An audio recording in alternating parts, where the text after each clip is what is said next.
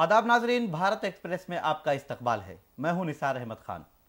Israel और Hamas के दरमियान जो मुआहदा हुआ था और कैदियों की रिहाई की बात की गई थी, वो अभी उस पर अमल नहीं हो सका है। जी हाँ, ये इस पर आज यानी जुमेरात को जब हम बात कर रहे हैं, आज उस पर अमल होना था और आज ही कैदियों की रिहाई का सिलसिला भी शुरू होना था। लेकिन अब इसराइली मीडिया और इसराइली हुकूमत की तरफ से यह बयान वाज़ेह हो गया है कि ये आज रिहाई नहीं होगी, बल्कि जुमा के रोज़ यानी कल इस पर फैसला होगा या कल इस पर अमल होगा। इस सिलसिले में तफसीली बातचीत के लिए हमारे साथ भारत एक्सप्रेस उर्दू के एडिटर डॉक्टर खालिद रज़ा खान स्टूडियो में मौजूद हैं। आपका इस्तकबाल है। क्या इसराइल की नीयत पर सवाल उठेगा या फिर कोई और मामला है कि एक दिन ये जो सीज फायर की बात थी वो एक दिन और टाल दिया गया है? देखिए, जिस तरह से तमाम खबरें आई थीं और इसराइली एक अहलकार ने प्रेस से बात करते हुए इस बात की तस्दीक भी की थी कि जुमेरात यानी 23 तारीख से कि सुबह 10 बजे से सीज फायर शुरू हो जाएगा और 1:30 बजे के बाद से जो यरगमाली हैं, जो मग़वी हैं और जो उधर कैद में बंद हैं इसराइल की जो फ़िलिस्तीनी, उनको आपस में अदला बदली करके रिहा किया जाएगा। लेकिन अचानक फिर ये खबर आनी टेक्निकल ग्राउंड पर, यकीनी तौर पर नीयत पर सवाल तो उठता है कि इसराइल आखिर इन मुआहदों के होने के बाद उसने क्यों टाल दिया। और हालांकि टला एक ही दिन के लिए है कि अब ये जो मामला है ये जुमे के दिन से शुरू होगा। ये इसराइली मीडिया ने, इसराइली जो NSA हैं, जो कौमी सलामती के मुशीर हैं, उन्होंने, और जो फ़ौज के एक तर्जुमान हैं उन्होंने, इसराइली फ़ौज के, इन तमाम लोगों ने कहा कि ये कार्रवाई जुमे से शुरू होगी। तो एक दिन का टलना, हालांकि इसमें इस एक दिन में काफ़ी तबाही भी हो सकती है। एक एक दिन में सैकड़ों लोगों की जानें जा रही हैं, उन जान को जाने से रोका जा सकता था। लेकिन अब क्या वजह है? वजह यह बताई जा रही है इसराइल की जानिब से कि बाज़ाब्ता तौर पर जो मुआहदा हुआ है, जो एग्रीमेंट है, उस पर दस्तखत नहीं हो पाए हैं। तो बस महज सिग्नेचर नहीं हुए हैं। इसके लिए तो ये कोई इमरजेंसी मीटिंग बुलाकर चंद घंटों के अंदर कई लेवल की मीटिंग थी, वॉर कैबिनेट की, और तमाम जो इस तरह की जो इसराइल में जो डिफरेंट फोरम्स हैं जहां से इनको पास करना था, अप्रूव करवाना था इस मुआहदे को, वो सब कर लिया गया। लेकिन दस्तखत का एक टेक्निकल मामला इतनी जल्दी क्यों नहीं हल हो पाया? नहीं वे तो खैर, नियत पर सवाल उठता है। सैकड़ों लोगों की जानें बचाई जा सकती थी एक दिन के जंग को, और उसको एक दिन पहले जैसे जो बात हुई थी उसमें वो रोक कर। आपने जिस अभी सैकड़ों जानों की बात की, ये गुज़िश्ता रात जिसकी हम बात कर रहे हैं, तो अभी जो गुज़िश्ता रात है, इस रात में भी 100 फ़लस्तीनी हलाक किए गए हैं। 100 से ज़्यादा, जिसमें ज़्यादा तादाद ख़वातीन और बच्चों की शामिल है। तो क्या इसराइल इस तरह से अभी भी लोगों को मार कर या कत्ल गारतगरी कर कर अपने लोगों को कोई पैगाम देना चाहता है कि देखिए, हमने 50 के बदले 300 फ़लस्तीनी कैदियों को रिहा किया, लेकिन उससे पहले हमने इतने लोगों को मुआहदा होने के बाद भी मार दिया? बिल्कुल, इससे इनकार नहीं किया जा सकता, क्योंकि नीयत में खोट है। इसराइल की नीयत साफ नहीं है, बेंजामिन नेतन्याहू की नीयत साफ नहीं है। वो 300 लोगों को रिहा तो करने पर राजी हो गए हैं कि 50 जो हमास के पास इसराइली यरगमाली हैं, उनके बदले वो 300 जो 18 साल से कम उम्र के बच्चे हैं, ख़वातीन हैं, उन सबको मिलाकर 300 लोगों को रिहा करने की बात कर रहा है। लेकिन उससे ज़्यादा लोगों को मारने की बात कर रहा है, मार कर दिखा रहा है लोगों को। ये नुकसान, ये वहाँ के आवाम को क्या दिखाएंगे? इनका ऑलरेडी नुकसान हो चुका है। जिस तरह की बेंजामिन नेतन्याहू के खिलाफ मुजाहरे हो रहे हैं, जिस तरह का एक वेव चल रहा है पूरी इसराइल में, और जो बाइडेन के खिलाफ अमेरिका में जो एक तरह से लहर चल पड़ी है, यकीनी तौर पर इनका जाना तय है। ये कुछ भी दिखा लें, कुछ भी अभी अपने आप को मजबूत करने की कोशिश करें, या ये कहें कि हम फ़िलिस्तीनियों से बदला ले रहे हैं, सिविलियंस की जान लेकर, मासूम बच्चों और ख़वातीन और बूढ़ों की जान लेकर। अब बेंजामिन नेतन्याहू 2024 में वो दोबारा हुकूमत में आने वाले नहीं, उनका जाना तय हो चुका है, और जो बाइडेन का भी जाना तय हो चुका है। ये वहाँ के अवाम तय कर चुकी है। जो खबरें आ रही हैं, जो मुजाहरे हो रहे हैं, जो इंडिकेटर्स हैं, वो बता रहे हैं, कहा भी जा रहा है कि जो बाइडेन तुमको वोट नहीं देंगे। जो सर्वे आ रहे हैं वो सब ये बता रहे हैं कि पॉपुलैरिटी का ग्राफ इतना नीचे जा चुका है, इतना डिप कर चुका है इन दोनों का, कि ان کا اب حکومت میں بنے رہنا ممکن نہیں لگتا ہے. تو یہ جو بھی کریں، معاہدہ جو ہوا ہے اس سے بھلے ہی ایک دن کی بات اب دیکھ یہ ٹالنے کی بات کر رہے ہوں، لیکن معاہدہ اگر ہو گیا تھا جمعرات سے اور 23 تاریخ سے لاگو ہونے کی بات ہو گئی تھی تو اس کو کیا جانا چاہیے تھا. اس کو ایک دن ٹالنا یقینی طور پر بہتر نہیں، لیکن چلیے دیر آید درست آید. اسی سلسلے میں جب ہم فلسطینی قیدیوں کی بات کر رہے ہیں 300 قیدیوں کی، تو اس کی فہرست سامنے آ گئی ہے. لیکن جو اسرائیلی جو حماس کی قید میں ہیں 50 کون سے قیدی رہا کیے جائیں گے، ان کی فہرست سامنے نہیں آئی ہے. اور نیتن نے کہا ہے کہ ہم پہلے فہرست نہیں جاری کریں گے. کیا دونوں طرف امیدیں بندھی ہوئی ہیں؟ جو ایک دن کا یہ سیز فائر اور لیٹ کر دیا گیا ہے، تاخیر ہوئی ہے اس میں، کیا ان کی امیدوں کو بھی کوئی ٹھیس پہنچے گا؟ ان کی امیدیں بھی دم توڑیں گی؟ نہیں، اب چونکہ معاہدہ ہو گیا ہے، اگر دستخط، امید ہے کہ جس طرح سے معاہدہ ہوا ہے دونوں فریقوں سے بات چیت کر کے، قطر کی ثالثی، مصر نے اس میں کوشش کی، میڈیشن کی، اور امریکہ نے اپنی حامی بھری، امریکہ کی پشت پناہی کے ساتھ ہی یہ اگریمنٹ ہوا ہے. تو لیکن اب چونکہ نمبر آف جو یرغمالی ہیں حماس کے پاس اور نمبر آف قیدیز، ان پر بات چیت ہو گئی ہے کہ 50 حماس کے لوگ اسرائیلیوں کو چھوڑیں گے اور 300 یہ جو 18 سال سے کم عمر کے بچے ہیں اور خواتین، ان کو ملا کر 300 اسرائیل چھوڑے گا. اس پر معاہدہ ہو گیا ہے. دستخط ہونے کے بعد امید ہے اسی پر کہ کس طرح سے وہ ان 4 دنوں کے وقفے میں کتنے نمبر کر کے چھوڑتے ہیں ہر دن، یہ اس پر ابھی کلیئرٹی نہیں ہے. حماس اگر ہو سکتا ہے پہلے دن 10 کو چھوڑے، 15 کو چھوڑے، تو اسی طرح سے پہلی کھیپ جو ہے اسرائیل کی جانب سے جو خبریں آئی ہیں، جو ترجمان NSA نے بھی بولا ہے اور جو فوج کے ترجمان نے بھی کہا ہے کہ پہلی کھیپ میں ان 4 دنوں میں جو پہلی کھیپ ہوگی اس میں 150 فلسطینیوں کو اسرائیل اپنی جیلوں سے رہا کرے گا. تو پھر باقی کو 20-25 کر کے ان 4 دنوں میں 300 کا نمبر پورا کرنا ہے 4 دنوں میں. تو اس پر بات چیت یا اس میں کلیئرٹی آ جائے گی. لیکن نمبر پر معاہدہ ہو گیا ہے کہ کتنے نمبر کس طرف سے آپ کتنے نے لوگوں کو امریکہ چھوڑا کا جائے ذکر گا. کیا تو امریکی جو صدر ہیں جو بائیڈن، انہوں نے اس معاہدے کا خیر مقدم کیا ہے اور اس کو مثبت قرار دیا ہے. دوسری طرف انہوں نے نیتن سے بات کی ہے، قطر کی کوشش کو بھی انہوں نے سراہا ہے اور وہاں کے امیر سے بات کرتے ہوئے یہ کہا ہے کہ ہم امید کرتے ہیں کہ آگے بھی اس میں اور توسیع کی جائے گی.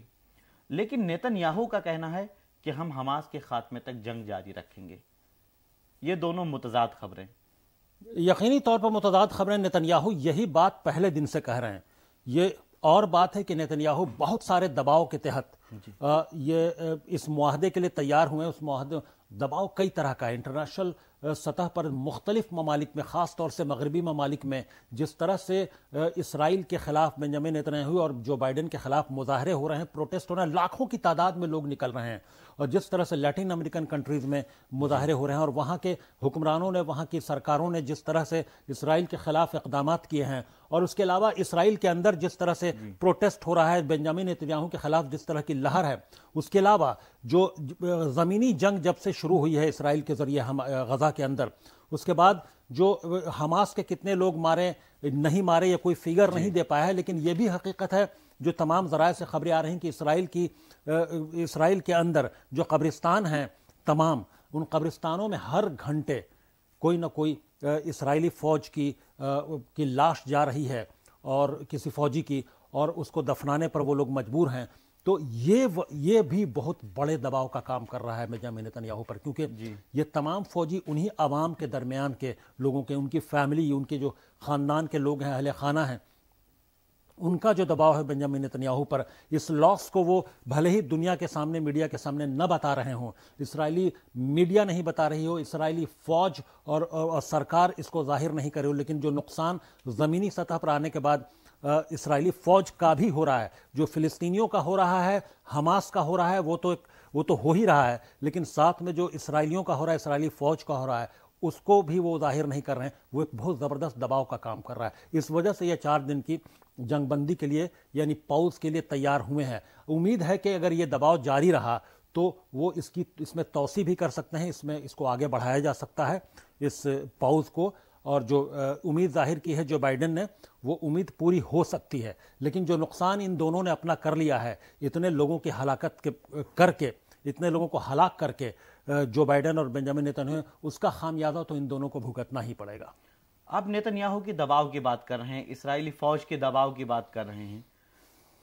جو کچھ اسرائیلی فوج کی طرف سے دعویٰ کیا گیا کہ الشفا اسپتال جو ہے اس کے نیچے کمانڈ سینٹر ہے حماس کا، پہلے ایک ویڈیو جاری کر دیا گیا، اس ویڈیو کو دیکھا گیا کہ اس کی کوئی تصدیق نہیں ہو سکی، کیونکہ اس میں الگ طرح سے کچھ لوگ ایک مریض کو لے کے جا رہے ہیں، وہ دکھانے کی کوشش کی گئی، لیکن بعد میں خود اسرائیلی فوج نے اپنے اس ویڈیو کو ڈیلیٹ کر دیا، یعنی جو دعویٰ کیا تھا، گمراہ کرنے کی کوشش کی تھی، اسے ڈیلیٹ کر دیا۔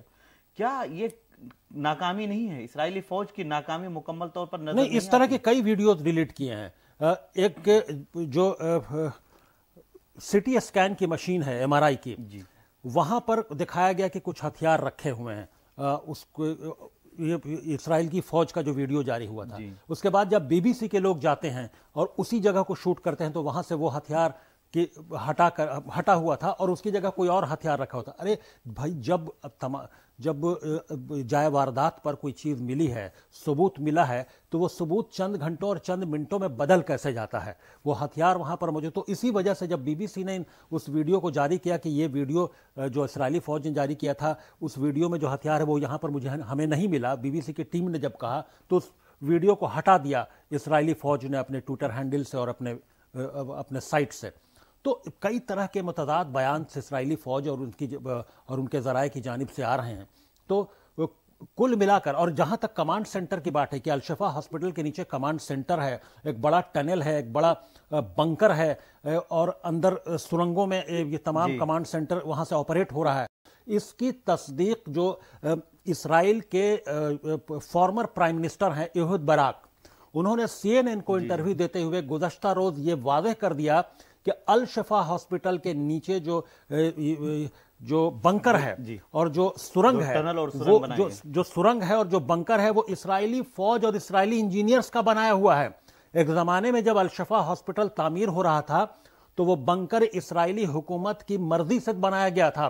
اس وقت اسرائیلی حکومت جب بنوا رہی تھی اس کو، ہاسپٹل کو، تو اس میں ان کا کہنا تھا، ایہود باراک یہ بات بول رہے ہیں، تو سی این این کے اینکر نے کہا کہ جو آپ بات بول رہے ہیں کیا اس پر آپ قائم؟ بولا کہ بالکل قائم ہیں، یہ 3-4 دہائی پہلے یہ بنا تھا، اور تب سے اسرائیلی تمام لوگوں کو یہ معلوم ہے، اسرائیلی جو اسٹیبلشمنٹ ہے اس کو معلوم ہے، حکومت کے لوگوں کو معلوم ہے کہ وہاں بنکر ہے۔ تو اور وہ بنکر بنایا اس لیے گیا تھا تاکہ حماس اور فلسطینیوں پر وہاں سے نظر رکھی جا سکے اس بنکر میں رہ کر، اور بہت طرح کے آلات وہاں لگائے تھے۔ لیکن بعد میں دھیرے دھیرے وہ اسرائیلی فوج کو وہ چھوڑنا پڑا، اسرائیلی فوج نے وہ چھوڑا، تو وہ بنکر اسی طرح سے قائم رہا۔ اس کو بنکر کو بعد میں پتہ نہیں کیسے استعمال کیا، تو وہ بنکر ان کی نظر میں تھا، وہ حماس کے لوگوں نے نہیں بنوایا تھا کہ حماس کے لوگوں نے ہاسپٹل کے نیچے بنوا دیا۔ تو یہ نیت کو بھی ظاہر کرتا ہے کہ اسرائیلی فوج یا اسرائیلی حکومت کے زیر نگرانی جب وہ الشفا ہاسپٹل بن رہا تھا، تب ان کی نیت کیا تھی، اس بنکر کو بنانے کی کیا ضرورت تھی اس وقت، جس کو بعد میں یہ الزام ہے کہ حماس کے لوگ کمانڈ سینٹر کے طور پر استعمال کر رہے تھے، تو انہوں نے کیوں بنکر بنایا تھا ہاسپٹل کے نیچے؟ تو بہت سارے سوالات، اور یہ کسی اور نے نہیں، یہ اسرائیل کے ہی پرائم منسٹر، جو former prime minister Ehud Barack, انہوں نے پوری دنیا کے سامنے سی این این پر بیٹھ کر، سی این این میں لائیو ٹی وی پر انہوں نے ایکسپٹ کیا ہے، اور انٹروین کرنے پر اینکر کے بار بار انہوں نے کہا کہ یس، یہ معلوم ہے تمام لوگوں کو، یہ اسرائیلی حکومت نے ہی بنوایا تھا۔ آپ نے سابق وزیر اعظم کا ذکر کیا، اور پورا جو الشفا اسپتال کے نیچے جو سرنگ ہے اس کا تفصیلی آپ نے ہمیں بتایا، لیکن کیا اب نہیں سمجھ میں آتا کہ اسرائیلی ابھی جو وزیر اعظم نیتنیاہو ہیں وہ اپنی تمام ناکامیوں کو چھپانے کے لیے اس طرح کے دعوے کرتے ہیں اور لوگوں کو گمراہ کرنے کی کوشش کرتے ہیں؟ دیکھیں، بنیامین نیتنیاہو جس آئیڈیالوجی سے آتے ہیں وہ بالکل ایکسٹریمسٹ صہیونی آئیڈیالوجی، جو زائنزم کی جو آئیڈیالوجی ہے، جو ایکسٹریمسٹ آئیڈیالوجی ہے، اس سے وہ بلونگ کرتے ہیں، اسی کو وہ اسی کے پروردہ ہیں وہ۔ تو ظاہر سے ان کی ذہنیت کو، ان کی نیت کو سمجھا جا سکتا ہے، ان کے عزائم کو سمجھا جا سکتا ہے، ان کے ایکسپینشنسٹ پالیسی کو سمجھا جا سکتا ہے، تو وہ اپنے اسی ذہنیت کے مطابق کام کر رہے ہیں۔ یہ اور بات ہے کہ اس ذہنیت کے لوگ اسرائیل میں بھی ہیں، لیکن جو حکومت میں ضرور وہ ہیں، لیکن عوام کی ایک بڑی تعداد اس ذہنیت کی نہیں ہے۔ اس لیے بنیامین نیتنیاہو کی آئیڈیالوجی کے خلاف، ان کی ذہنیت، ان کے عزائم، ان کی نیت کے خلاف کھڑی ہوئی ہے، اور زبردست طریقے سے ان کی مخالفت کر رہی ہے۔ اور اور آج جو پاپولرٹی گراف نیچے گرا ہے اور ڈپ کر گیا ہے بنجامن نتنیاہو کا، وہ اس کے پیچھے عوام چونکہ نیوٹرل ہے، عوام ایک الگ طرح سے سوچتی ہے، یہ بھی ایک بڑی وجہ ہے اور اس کا خمیازہ ان کو اٹھانا پڑے گا۔ اس سلسلے میں آخری سوال ڈاکٹر صاحب، ہم نے جو خبریں دی یا کل ہم نے جو ویڈیو بنائی تھی اس میں ہم نے بات کی تھی کہ 300 فلسطینیوں کو رہا کیا جائے گا، یعنی 300 جو فلسطینی قیدی ہیں ان کی رہائی ہوگی 50 اسرائیلی کے مقابلے۔ ہندوستانی میڈیا جو ہے اس میں ہم دیکھ رہے ہیں کہ 150 فلسطینیوں کی بات کی جا رہی ہے، تو یہ بھی ایک متضاد خبریں ہو رہی ہیں۔ اس سلسلے میں آپ ہمارے ناظرین کو تفصیل سے بتائیں کہ 150 کی تعداد اور 300 کی تعداد کی سچائی کیا ہے؟ نہیں، ہم نے ابھی چند لمحے پہلے بتایا کہ 150 مکمل طور پر 300 ہیں۔ ابھی جو پہلے فیز میں جو ابھی پاؤز ہے جنگ بندی، جو عارضی جنگ بندی ہو رہی ہے، اس میں 300 فلسطینیوں کو رہا کرے گا اسرائیل، اور 50 جو مغوی لوگ ہیں جو یرغمالی ہیں حماس کے پاس، اسرائیل کے، وہ حماس ان کو رہا کرے گا۔ تو لیکن یہ ایک ساتھ نہ یہ 50 رہا کرنے جا رہے ہیں اور نہ اسرائیل کی فوج یا اسرائیلی حکومت ان 300 لوگوں کو ایک ساتھ رہا کرنے جا رہی ہے، یکمشت جسے کہتے ہیں۔ یہ ہو سکتا ہے کہ حماس کے لوگ 10 یا 15 لوگوں کو پہلے چھوڑیں یرغمالی کو، تو اسی طرح سے اسرائیل کی جانب سے جو ان کے ترجمان حکومت کے، ان کی جانب سے جو بیان آیا ہے کہ وہ پہلی کھیپ میں 150 لوگوں کو چھوڑیں گے، جو انہوں نے ایک اشارہ دیا ہے۔ تو ابھی اس پر ان کا کام بھی چل رہا ہے کہ کن لوگوں کو چھوڑا جائے نہیں چھوڑے، لیکن ایک فگر آ چکا ہے کہ اس میں کتنے بچے ہوں گے، یعنی 18 سال سے کم عمر کے زیادہ لوگ ہیں۔ ہمارے پاس وہ پوری فہرست ہے۔ تو کس علاقے سے کتنے لوگ ہوں گے، غزہ کے کتنے لوگ ہوں گے، ویسٹ بینک کے کتنے لوگ ہوں گے، یروشلم کے کتنے لوگ ہوں گے، اس طرح سے تمام یہ پوری تفصیل آ چکی ہے کہ ان 300 لوگوں کی پوری تفصیلات کیا ہیں اور کون کون کس عمر کے لوگ ہوں گے، اور ساتھ یہ تنظیم کی بھی بات ہے کہ کس تنظیم سے وابستہ کتنے لوگ، تنظیم کی بھی بات ہے کہ جو تمام لوگ ہیں اس میں کتنے نیوٹرل لوگ ہیں جن کا کسی تنظیم سے تعلق نہیں ہے۔ 144 شاید ایسے لوگ ہیں جو کسی تنظیم سے تعلق نہیں رکھتے ہیں، اور فتح کے 62 فتح کے لوگ ہوں گے، حماس سے وابستہ 49 لوگ ہیں۔ تو اس طرح سے کافی یہ فگر، تفصیلی فگر آ چکا ہے۔ تو اس کے بعد وہ اب ان کو چھوڑیں گے وہ کس طرح سے فیز میں ان 4 دنوں میں، تو وہ تو آپس میں یہ لوگ طے کر لیں گے، کیونکہ نہ حماس ایک ساتھ 50 لوگوں کو چھوڑنے جا رہا ہے، نہ اسرائیل ایک ساتھ 300 لوگوں کو رہا کرنے جا رہا ہے۔ تو یہ ان 4 دنوں میں وقفے پہ یہ لوگ رہا کریں گے، دونوں طرف سے سواپنگ آف پریزنرز اور جو ہوسٹیجز ہیں وہ وقفے پر ہوتا رہے گا ان 4 دنوں۔ لیکن اس میں کوئی کنفیوژن نہیں کہ 50 کے مقابلے، اس میں کوئی کنفیوژن نہیں ہے کہ 50 کے مقابلے 300 فلسطینی قیدی رہا کیے جائیں گے اور ادھر سے 50 رہا کیے جائیں گے، اس میں کوئی کنفیوژن نہیں ہے، یہ پوری کلیئرٹی ہے۔ اس میں ہر طرح سے تمام دونوں طرف، یعنی حماس، قطر، یو ایس کی جانب سے بھی اور اسرائیلی ترجمانوں کی جانب سے بھی، کئی طرح کے ترجمان جو حکومت کے ترجمان ہیں، فوج کے ترجمان، NSA یعنی جو نیشنل سیکورٹی ایڈوائزر ہیں، وہ تمام لوگوں کے ذریعے یہ بیانات آ چکے ہیں کہ وہ 300 قیدیوں کو رہا کرنے والے ہیں جو فلسطینی بند ہیں اسرائیلی جیلوں میں۔ بہت شکریہ ڈاکٹر صاحب آپ کا تفصیلی بات چیت کے لیے۔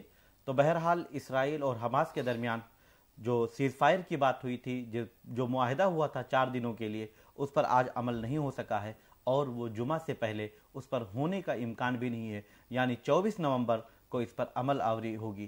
لیکن ابھی بھی یہ سوال اٹھتا ہے کہ کیا اسرائیل کے نیت میں کھوٹ ہے اور اسرائیل اس کے پیچھے کوئی اور پلان تیار کر رہا ہے، اور اس پر سوال اٹھنا لازمی بھی ہے۔ بہرحال آپ ہمیں دیں اجازت اور آپ دیکھتے رہیں بھارت ایکسپریس۔